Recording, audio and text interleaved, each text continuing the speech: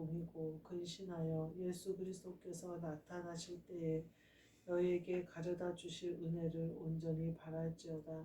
너희가 순종하는 자식처럼 전에 알지 못할 때에 따르던 너희 사욕을 본받지 말고 오직 너희를 부르신 거룩한 이처럼 너희도 모든 행실에 거룩한 자가 되라.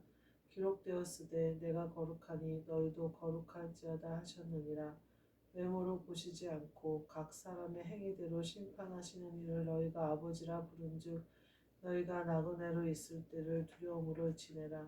너희가 알거니와 너희 조상이 물려준 헛된 행실에서 대속함을 받은 것은 은이나 금같이 없어질 것으로 된 것이 아니요 오직 흠 없고 점 없는 어린 양 같은 그리스도의 보배로운 피로 된 것이니라.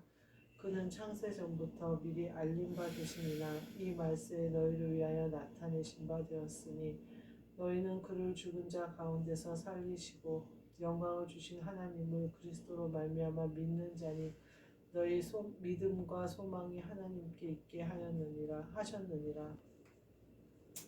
너희가 진리를 순종함으로 너희 영혼을 깨끗하게 하여 거짓이 없이 형제를 사랑하기에 이르렀으니 마음으로 뜨겁게 서로 사랑하라.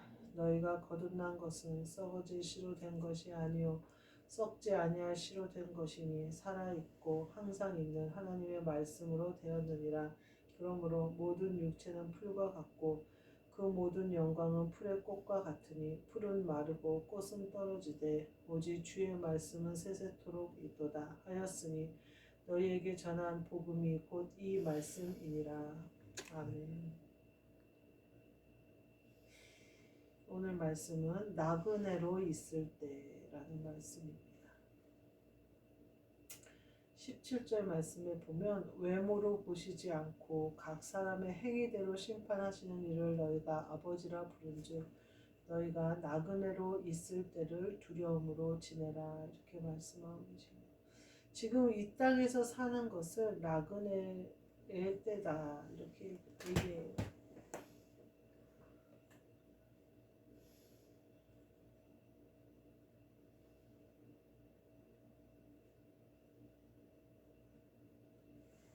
예전에 제가 저희 친정집에 그림이 하나 있었어요. 안방에 크게 걸려 있었는데 요새는 그렇게 큰 그림을 거는 집들이 있긴 있겠지만 그때는 이제 안방 벽면에 그렸는데 화가 이름이 갑자기 생각이 안 나는데 낭농 누구지 호가 낭농이었어요. 근데 하여튼 그 그림이 있는데 어떤 그림이냐면 그 우거지지 않은 그냥 잔잔한 산 사이에 큰 강이 흘러요. 근데 거기 집이 조그만 게 하나 있고 그 배를 타고 뱃사공이 낚시를 하고 있어요. 얼마나 그림이 평온하고 잔잔하고 세상 근심도 없고 세상 쫓길 것도 없고 시간도 없고 아무것도 없는 그런 그림이었어요. 저는 그 그림을 들여다보면서 참 저 그림 속에 살았으면 좋겠다 이런 생각을 어렸을 때 했어요. 그때가 제가 초등학생 때예요. 근데 제가 그 그림을 보면서 저 속에 들어가서 살면 참 좋겠다. 그냥 아무도 없이 그냥 나 혼자 저렇게 그냥 강에서 물고기나 낚고 산에서 나물이나 캐먹으면서 그렇게 살면 좋겠다 이런 생각을 한 적이 있어요.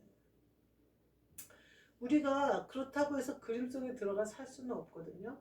근데 사실은 이 땅에서의 삶은 그 그림 같은 삶이에요. 우리가 그림에 잠깐 들어와 있는 것 같은 삶이에요. 그래서 그림이 마음대로 내가 조절할 수 있어요. 강을 좀 잔잔하게 그린 날도 있고 물고기를 많이 잡게 그릴 수도 있고 풍요롭게 산나물을 뜯어먹는 봄으로 그릴 수도 있고 눈이 속히 쌓인 겨울산으로 그릴 수도 있어요. 그림은 언제든지 내 마음대로 그려요. 그리고 그 속에 내가 사는 거예요. 그게 이 땅의 삶이에요. 아무것도 아니고 내가 마음먹기 따라서 달라지고 내가 마음먹기 따라서 누릴 수도 있고 고난이 있을 수도 있는 거예요. 그래서 하나님은 이걸 뭐라고 표현하셨냐? 나그네로 있을 때다 이렇게 얘기하셔요. 근데 뭐라고 하시냐면 오늘 행위대로 심판하시는 일을 얘기를 하고 계셔요.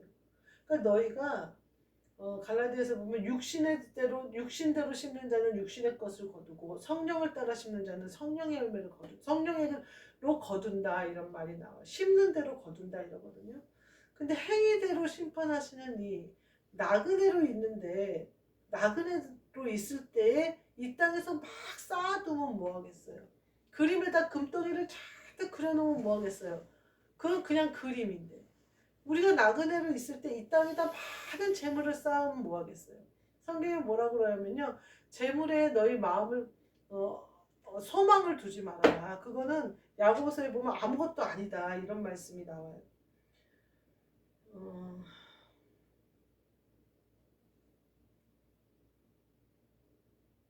어, 그런 말이 나와요. 그러니까 이 재물이든 명예든 뭐든 다 이 땅에 나그네로 있을 때 내가 잠깐 가지고 가는 거예요. 하늘나라는 갈 수 없어요. 하늘나라는 어떤 행위를 가지고 가느냐. 오늘 뒤에 보면 뭐라고 하냐면 우리가 속죄하심을 받았다는 거예요. 그래서 믿는 자니 너희는 믿음과 소망이 하나님께 있게 하라 이렇게 얘기를 해요. 우리의 믿음과 소망은 세상에 있지 않다. 하나님께 있게 하라. 이게 너희가 나그네로 있을 때를 어떻게 살아야 되는지의 비결이다. 이런 얘기를 하고 계세요. 참 하나님께 우리가 마음을 두고 마음과 소망을 둔다. 이런 삶을 사는데 그것이 늘 우리를 가득 채우지는 못하는 것 같아요. 그래서 때로는 실망하기도 하고 때로는 아프기도 하고 때로는 기대하기도 하고 때로는 바라기도 해요. 근데 우리의 소망과 믿음을 어디다 두라고 그래요? 하나님께 두라는 거예요. 하나님께. 그러니까 우리가 이 땅에서 누리는 모든 것도 하나님께로부터 공급받고 하나님으로부터 명령을 받고 하나님으로부터 나와야 된다는 거예요. 구약 성경에 보면 사사기에 보면 사사들이 나와요. 거기에 뭐라고 나오냐면요.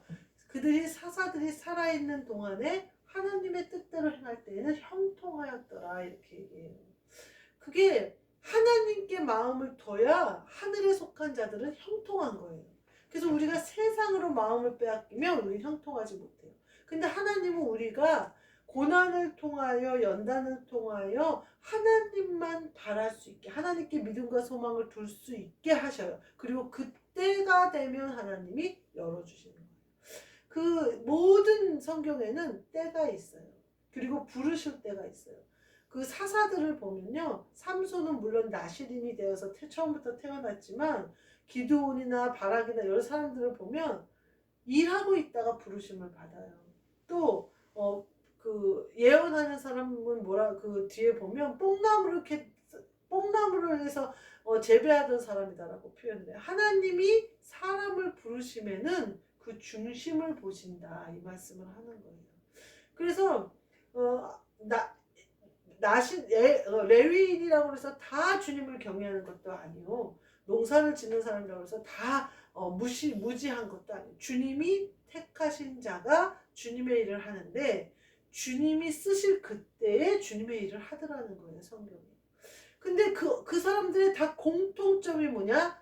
믿음과 소망이 하나님께 있어요. 그걸 어떻게 아느냐? 하나님이 부르실 때 즉각 응답해요. 그 사람들은. 즉각 대답을 해요. 그리고 하나님이 쓰실 때 두려워하지 않고 외쳐요. 선지자들도 그렇고 예언자들도 그렇고 구약의 많은 사람들이 그렇게 쓰임을 받아요. 처음부터 마음을 정한 다니엘 같은 사람도 있었지만 하나님이 중간에 부르신 분도 많아요. 그거는 뭐냐면 우리의 믿음과 소망이 하나님께 있었기 때문에 하나님이 부르실 때 즉각 응답하는 거예요. 내가 그렇게 돼야 되겠다. 내가 그렇게 되려면 어떻게 해야 될까? 나그네로 있는 이때, 그림자 같은 이 삶, 이 그림 같은 아무것도 아닌 이 땅에 내 마음을 빼앗기면 안 되겠다. 이 생각이 들어요. 점점 제가 지쳐가요. 교회가 제가 앞장서서 목회하는 것도 지쳐가고 제 안에 영혼과 육신의 일이 또 고린도전서 14장에 나온 것처럼 여자와 남자의 역할이 내 안에 제대로 쓰면 모든 질서가 바로 잡힐 텐데 지금 우리 교회가 남편 목사님은 설교를 새벽 예배는 하시는데 안 하시고 제가 생각하기엔 아마 교회가 갖춰지면 하실 텐데 이 자리에서는 하기 어렵지 않으실까 이런 생각이 들고 또 지금 나가서 하는 모든 일들이 지금 사실은 영리로 하는 것 같아요. 그래서 제가 뭐라 그럴까? 하나님께 소망과 믿음을 두고 가는 길이 내가 원하는 때에 딱 해결이 되고 내가 원하는 때에 탁탁 열리면 인내할 필요가 없겠죠. 고난을 넘어갈 필요가 없겠죠. 근데 하나님의 때까지 기다려야 되는 거예요. 그건 내가 원한다고 해서 내 때에 내 맘대로 하는 거예요. 그렇다면 하나님의 뜻을 이룰 수가 없겠죠. 내가 그렇게 내 맘대로 해버리면. 근데 제가 하나님의 때를 기다리는 것이 자꾸 지쳐가는 거예요. 자꾸 내가 먼저 기대하게 되고 내가 먼저 어떻게 하면 될 것 같고. 근데 분명한 사실은 내가 그림에다가 낙서를 한다고 해서 내 하늘나라의 내 본향에 내가 그림에다가 금덩어리를 잔뜩 그려놓는다고 해서 하늘나라의 상급이 많아지는 것도 아니요. 내가 그림에다가 잔뜩 그럴듯한 막 멋진 집을 지어놓는다고 해서 하늘나라의 내 집이 그렇게 멋져지는 것도 아니요. 내가 이 땅에서 교회를 아주 기가 막히게 그림으로 그려놓는다고 해서 하나님이 받으시는 교회가 되는 것도 아니라는 사실이에요. 그 얘기는 뭐냐면요. 거꾸로는 아무것도 이룰 수 없다는 거예요. 근데 제가 지쳐가는 이유는 뭐냐면 그게 내가 질서가 바로 서지 못했다는 증거죠. 내가 하늘나라에서 이루어진 것처럼 이 땅에 이루어지는 것을 바란다면 마음이 급해지지 않겠죠. 근데 자꾸만 이 땅에서 내가 뭔가를 해가지고 하늘나라를 바꾸려고 그러는 거예요. 그거는 참 어리석은 일이에요. 우리는 그림 속에 살고 있지 않고 하늘나라에 속해 사는데 이 땅에서 그림 같은 이 땅의 그림 내 낙서를 이 땅의 것을 변화시켜서 하나님을 움직이려고 하는 아주 어리석은 생각이거든요. 근데 하나님의 때까지 인내하는 게 힘들다. 제가 이 생각이 들면서 얼마 안 남았나 보다 그 생각이 들어요. 원래 마지막이 힘들어요. 마지막 고비 넘기기가 힘들어요. 그때 고비를 넘겨야 하나님이 역사하세요. 제가 보면요. 이스라엘 민족이 뭐 강을 건넜다든지 요단강을 건넜다든지 출애굽할 때든지 마지막 고비를 넘겨야 되는 거예요. 유월절 어린 양이 얘 피를 바르고 재앙이 넘어가야 끝나는 거예요. 야곱이 돌아올 때도 그러잖아요. 야복강가에서 씨름을 해야 끝나는 거예요. 그 삼촌네 집에서 그 수십 년을 고생하고 양떼와 하나님이 주시잖아요. 거부가 되게 야곱을 채우시잖아요. 그렇다고 해서 야곱이 고향으로 그걸 다 끌고 돌아오는데 환영받으면서 돌아오지 않았어요. 마지막에 야복강가에서 씨름하고 씨름해서 축복받은 후에 야곱이 건너와요. 우리가 마지막 이 씨름을 해야 돼요. 근데 성경은 이 씨름을 뭐라고 표현해요? 혈과 육이 아니라 우리에게 속한 싸움은 혈과 육이 아니다. 그것은 네 맘대로 네 혈기대로 네 능력대로 네 힘대로 싸워서 이길 수 있는 싸움이 아니다 이 말이에요. 그러니까 네가 뭐를 해서 해결될 문제가 아니다 이거예요. 제가 아무것도 가지지 않은 사람의 용감함이 참 대단하다 이런 생각을. 옛날에 미군들이 한겨울에 이제 6.25 전쟁이 끝났는데 미군들이 엄청 죽은 거예요. 그러니까 미군들 공동묘지를 만들어 놓고 이렇게 보니까 한겨울이니까 우리나라에 잔디가 없잖아요. 그러니까 막 흙인 거예요 다. 그러니까 미군 장교가 그 한국 농사 짓는 사람들한테 그 왜 잔디 심고 이런 사람들한테 좀 저 묘지들을 잔디로 좀 더 덮어달라 이렇게 요구를 한 거예요. 근데 이 사람들이 아무리 그 묘 관리하는 사람들이 연구를 해도 잔디를 갖다 심을 수가 없어요. 잔디도 없거니와 겨울에는 잔디가 그 건불꽃이 완전히 다 말라 비틀어져서 잔디를 어디서 구할 수도 없고 땅이 깡깡 얼었는데 그거를 옮겨다 심을 수도 없는 거예요. 근데 갑자기 어떤 청년이 나서더니 그 청년은 초등학교 국민학교도 졸업하지 못한 청년이었어요. 청년이 나서더니 제가 한번 해보겠습니다 그런 거예요. 그러니까 그래라 해봐라 그랬더니 얼마 안 돼서 싹 초록색으로 덮인 거예요. 그래서 어떻게 했냐 보니까 미군들이 요구하는 거는 초록색으로 덮여지기를 원하는 건데 잔디는 어차피 지금 나지도 않고 안 되니까 보리를 갖다 심었습니다. 보리를. 보리가 겨울에 났다 봄에 거두잖아요. 보리 새싹이 싹 난 거예요. 거기 묘지에. 그 사람이 누구냐면 정주영 회장이에요. 정주영 회장 20대. 이 정주영 회장이 머리가 똑똑한 것도 있었지만 이처럼 안 되는 것을 해보면 되지 뭐, 하면 되지 뭐 라는 생각을 가지고 있었다는 거예요. 그러면서 그런 사람이 정주영 회장뿐만이 아니에요. 막다른 골목에 섰을 때 이긴 사람이 또 이순신 장군이에요. 왜군들이 몰려왔을 때 명량해전 한산도에서 싸움을 하는데 그 무슨 학진이라고 해서 하계 모양으로 배들이 일렬로 이렇게 서요. 그래갖고 일본군을 이렇게 오는데 옆으로 돌아서서 옆에서 포를 쏘는 거예요. 그거는 죽으면 죽으리라예요. 그냥 일본